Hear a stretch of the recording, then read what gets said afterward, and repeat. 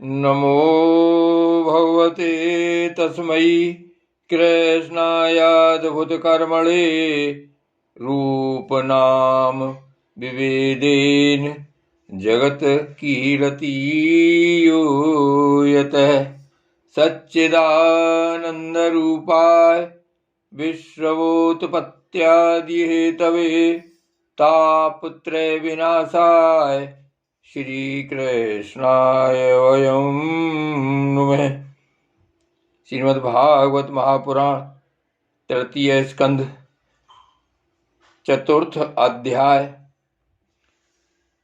उद्धव जी से विदा होकर विदुर जी का मैत्रेय ऋषि के पास जाना। उद्धव जी ने कहा, प्रिय ब्राह्मणों की आज्ञा पाकर यादवों ने भोजन किया और वारुणी मदरा पी। उससे उनका ज्ञान नष्ट हो गया और वे दुर्वचनों से एक दूसरे के हृदय को चोट पहुंचाने लगे। मदरा के नशे से उनकी बुद्धि बिगड़ गई और जैसे आपस की रगड़ से बांसों में आग लग जाती है, उसी प्रकार सूर्यास्त होते होते उनमें मारकाट होने लगी। भगवान अपनी माया की उस विचित्र गति को देखकर सरस्वती के जल से आचमन करके एक वृक्ष के नीचे बैठ गए। इससे पहले ही शरणागतों का दुख दूर करने वाले भगवान श्री कृष्ण ने अपने कुल का संहार करने की इच्छा होने पर मुझसे कह दिया था कि तुम भद्र का आश्रम चले जाओ। विदुर जी, इससे यद्यपि मैं उनका आश्रय समझ गया था, तो भी स्वामी के चरणों का वियोग न सह सकने के कारण मैं उनके पीछे पीछे प्रवास क्षेत्र में पहुंच गया। वहां मैंने देखा कि जो सबके आश्रय हैं, किंतु जिनका कोई और आश्रय नहीं है, वे प्रियतम प्रभु शोभाधाम श्याम सुंदर सरस्वती के तट पर अकेले ही बैठे हैं। दिव्य विशुद्ध सत्व में अत्यंत सुंदर श्याम शरीर है, शांति से भरी रत्नारी आंखें हैं, उनकी 4 भुजाएं और रेशमी पीतांबर देखकर मैंने उनको दूर से ही पहचान लिया। वे एक पीपल के छोटे से वृक्ष का सहारा लिए बाईं जांघ पर दायां चरण कमल रखे बैठे थे। भोजन पान का त्याग कर देने पर भी वे आनंद से प्रफुल्लित हो रहे थे। इसी समय व्यास जी के प्रिय मित्र परम भागवत सिद्ध मैत्रेय जी लोकों में स्वच्छंद विचरते हुए वहां आ पहुंचे। मैत्रेय मुनि भगवान के अनुरागी भक्त हैं। आनंद और भक्ति भाव से उनकी गर्दन झुक रही थी। उनके सामने ही श्री हरि ने प्रेम एवं मुस्कान युक्त चितवन से मुझे आनंदित करते हुए कहा। श्री भगवान कहने लगे, मैं तुम्हारी आंतरिक अभिलाषा जानता हूँ, इसलिए मैं तुम्हें वह साधन देता हूँ जो दूसरों के लिए अत्यंत दुर्लभ है। उद्धव, तुम पूर्व जन्म में वसु थे। विश्व की रचना करने वाले प्रजापतियों और वसुओं के यज्ञ में मुझे पाने की इच्छा से ही तुमने मेरी आराधना की थी। साधु स्वभाव उद्धव, संसार में तुम्हारा यह अंतिम जन्म है, क्योंकि इसमें तुमने मेरा अनुग्रह प्राप्त कर लिया है। अब मैं मृत्यु लोक को छोड़कर अपने धाम में जाना चाहता हूँ।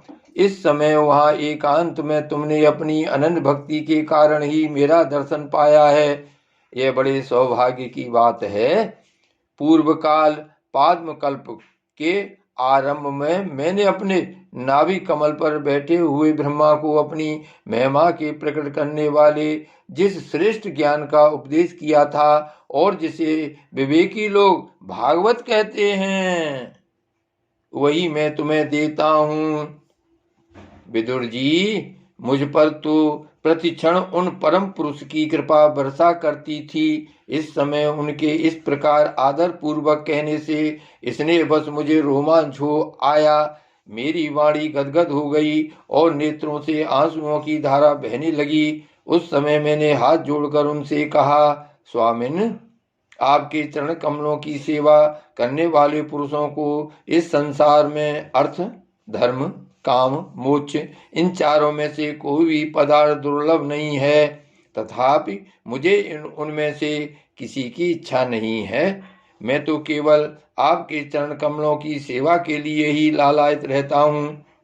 प्रभु, आप निष्प्रह होकर भी कर्म करते हैं, अजन्मा होकर भी जन्म लेते हैं, काल रूप होकर भी शत्रु के डर से भागते हैं और द्वारका के किले में जाकर छिप रहते हैं, तथा स्वात्मा राम होकर भी 16,000 स्त्रियों के साथ रमण करते हैं।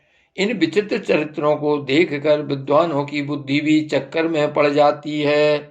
देव, आपका स्वरूप ज्ञान सर्वथा अबाध और अखंड है, फिर भी आप सलाह लेने के लिए मुझे बुलाकर जो भोले मनुष्यों की तरह बड़ी सावधानी से मेरी सम्मति पूछा करते थे, प्रभु, आपकी वह लीला मेरे मन को मोहित सा कर देती है।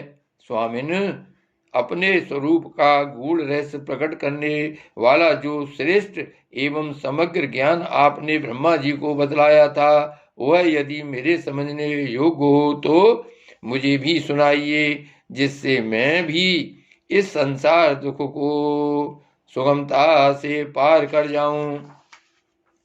जब मैंने इस प्रकार अपने हृदय का भाव निवेदित किया, तब परम पुरुष कमल नयन भगवान श्री कृष्ण ने मुझे अपने स्वरूप की परम स्थिति का उपदेश दिया। इस प्रकार पूज्य पाद गुरु श्री कृष्ण से आत्म तत्व की उपलब्धि का साधन सुनकर तथा उन प्रभु के चरणों की वंदना और परिक्रमा करके मैं यहाँ आया हूँ। इस समय उनके विरह से मेरा चित्त अत्यंत व्याकुल हो रहा है। विदुर जी, पहले तो उनके दर्शन पाकर मुझे आनंद हुआ था, किंतु अब तो मेरे हृदय को उनकी विरह व्यथा अत्यंत पीड़ित कर रही है। अब मैं उनके प्रिय क्षेत्र भद्रकाश्रम को जा रहा हूँ, जहाँ भगवान श्री नारायण देव और नर, ये दोनों ऋषि लोगों पर अनुग्रह करने के लिए दीर्घकालीन सौम्य, दूसरों को सुख पहुंचाने वाली एवं कठिन तपस्या कर रहे हैं। श्री सुखदेव जी कहते हैं, इस प्रकार उद्धव जी के मुख से अपने प्रिय बंधुओं के विनाश का असह समाचार सुनकर परम ज्ञानी विदुर जी को जो शोक उत्पन्न हुआ, उसे उन्होंने ज्ञान द्वारा शांत कर दिया।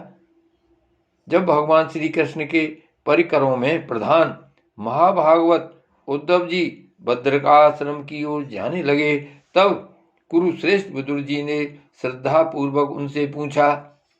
विदुर जी ने कहा, उद्धव जी, योगेश्वर भगवान श्री कृष्ण ने अपने स्वरूप के गुण रहस्य को प्रकट करने वाला जो परम ज्ञान आपसे कहा था, वह आप हमें भी सुनाइए, क्योंकि भगवान के सेवक तो अपने सेवकों का कार्य सिद्ध करने के लिए ही विचरा करते हैं। उद्धव जी ने कहा, उस तत्व ज्ञान के लिए आपको मुनिवर मैत्री जी की सेवा करनी चाहिए। इस मृतलोक को छोड़ते समय मेरे सामने स्वयं भगवान ने ही आपको उपदेश करने के लिए उन्हें आज्ञा दी थी। श्री सुखदेव जी कहते हैं, इस प्रकार विदुर जी के साथ विश्वमूर्ति भगवान श्री कृष्ण के गुणों की चर्चा होने से उस कथामृत के द्वारा उद्धव जी का वियोग जनित महान ताप शांत हो गया। यमुना जी के तीर पर उनकी वह रात्रि एक क्षण के समान बीत गई। फिर प्रातःकाल होते ही वे वहां से चल दिए। राजा परीक्षित ने पूछा, भगवान, वृष्णि कुल और भोज वंश के सभी रथी और यूथपतियों के भी यूथपति नष्ट हो गए थे, यहाँ तक कि त्रिलोकीनाथ श्री हरि को भी अपना वह रूप छोड़ना पड़ा था। फिर उन सबके मुखिया उद्धव जी ही कैसे बच रहे?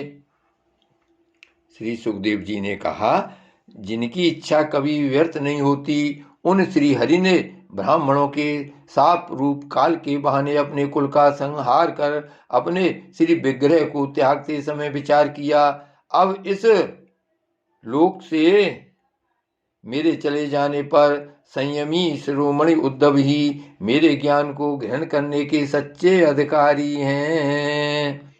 उद्धव मुझसे अणुमात्र भी कम नहीं हैं, क्योंकि वे आत्मजयी हैं, विषयों से कभी विचलित नहीं हुए। अतः लोगों को मेरे ज्ञान की शिक्षा देते हुए वे यहीं रहे। वेदों के मूल कारण जगत गुरु श्री कृष्ण के इस प्रकार आज्ञा देने पर उद्धव जी भद्रकाश्रम में जाकर समाधि योग द्वारा श्री हरि की आराधना करने लगे। कुरुश्रेष्ठ परीक्षित, परमात्मा श्री कृष्ण ने लीला से ही अपना श्री विग्रह प्रकट किया था और लीला से ही उसे अंतर्ध्यान भी कर दिया। उनका वह अंतर्ध्यान होना भी धीर पुरुषों का उत्साह बढ़ाने वाला तथा दूसरे पशुतुल्य अधीर पुरुषों के लिए अत्यंत दुष्कर था। परम भागवत उद्धव जी के मुख से उनके प्रशंसनीय कर्म और इस प्रकार अंतर्ध्यान होने का समाचार पाकर तथा यह जानकर कि भगवान ने परम धाम जाते समय मुझे भी स्मरण किया था, विदुर जी उद्धव जी के चले जाने पर प्रेम से विह्वल होकर रोने लगे। इसके पश्चात सिद्ध शिरोमणि विदुर जी यमुना तट से चलकर कुछ दिनों में गंगा जी के किनारे जा पहुंचे और जहां श्री मैत्रेय जी रहते थे। श्री भागवत भगवान की जय, श्री वल्लभाधीश की जय, श्री गोवर्धन नाथ की जय, श्री श्याम स्वरूप यमुने महारानी की जय, श्री गोकुलनाथ की जय। जय जय श्री गोकुलेश, जय जय श्री गोकुलेश, जय जय श्री गोकुलेश।